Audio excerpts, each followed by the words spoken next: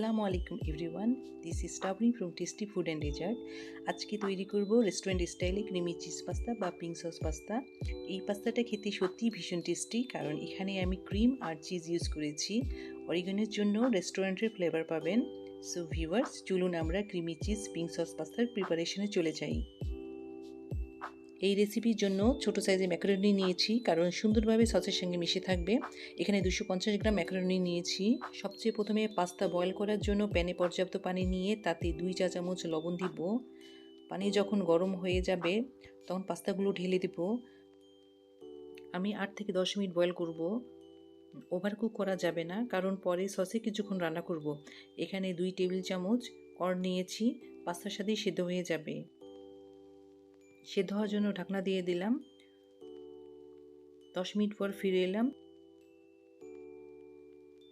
Viewers, দেখুন পাস্তাগুলো সিদ্ধ হয়ে গেছে। আমি প্রায় 100%ই সিদ্ধ করেছি। ওভারকুক করা যাবে না, কারণ পরে সসে রান্না করার সময় পাস্তাগুলো ভেঙে যেতে পারে। এখন একটা স্ট্রেনারে করে আমি অতিরিক্ত পানিগুলো ঝরিয়ে নিব। এখন চিকেন প্রিপারেশনে চলে যাব। এখানে হাফ কেজির মতো চিকেন আছে। চিকেনের পিসগুলো লম্বা করে কেটে ধুয়ে নিয়েছি। চিকেন রান্নার জন্য প্যানে 2 টেবিল চামচ তেল দিয়ে দিলাম। হাফ কাপ পেঁয়াজ কুচি ব্রাউন করে ভেজে নিচ্ছি। অল্প পানি দিলাম যাতে পেঁয়াজগুলো পুড়ে না যায়। এখন 1 চা চামচ রসুন বাটা, 1 চা চামচ আদা বাটা, হাফ চা চামচ মরিচের গুঁড়ো ও লবণ দিয়ে কিছুক্ষণ কষিয়ে নিতে হবে। মশলা কষানো শেষ হয়ে গেলে চিকেনগুলো দিয়ে দিব।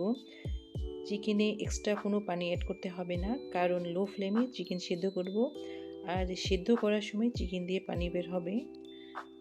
লো ফ্লেমে 10 মিনিটের জন্য ঢেকে রাখবো। 10 মিনিট পর ফিরে এলাম। চিকেন সেদ্ধ হয়ে গিয়েছে। এখন 1/4 কাপ টমেটো সস দিলাম।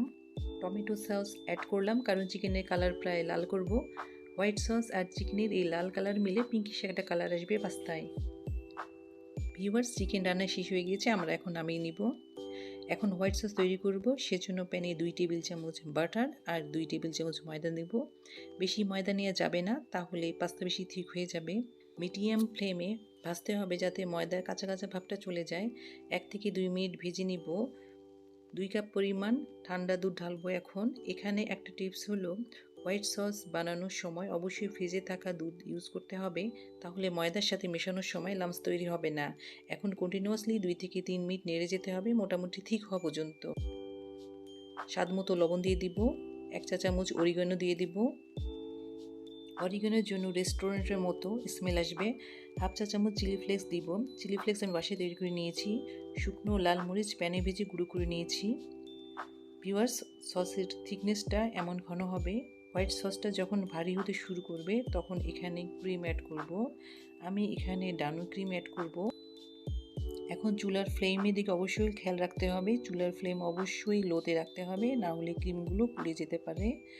এখন আমরা সিদ্ধ করা পাস্তাগুলো দিয়ে দিব। হোয়াইট সসে পাস্তা দিয়ে ভালোভাবে মিশিয়ে নিব। এরপর মেশানো হয়ে গেলে রান্না করা চিকেনগুলো দিয়ে নেড়েচেড়ে মিক্স করে নেব। হোয়াইট সসে পাস্তা দেওয়ার পর থেকে শেষ পর্যন্ত চুলার ফ্লেম অবশ্যই লো রাখতে হবে। দেখুন ভিউয়ার্স, তেল উপরে উঠে গিয়েছে আর গ্রেভিটাও ঠিক হয়েছে, আর ঠিক করা যাবে না।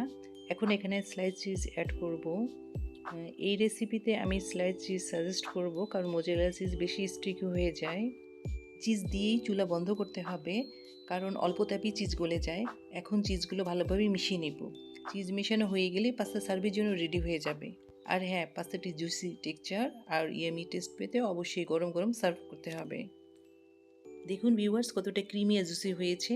এর স্বাদ কতটা ডেলিশিয়াস, বাসায় একবার ট্রাই না করলে বুঝতে পারবেন না। সো ভিউয়ার্স, বাসায় অবশ্যই একবার হলে ট্রাই করবেন রেসিপিটি। গেস্ট বাসায় আসলে বা যে কোনো অকেশনে তৈরি করতে পারেন এই রেসিপিটি। আই হোপ সবাই বাসায় বসে রেস্টুরেন্টের স্বাদ পাবেন। ভিডিওটি ভালো লাগলে একটা লাইক দিবেন, আর চ্যানেলে নতুন হয়ে থাকলে চ্যানেলটি সাবস্ক্রাইব করে চ্যানেলের পাশেই থাকবেন। আল্লাহ হাফেজ।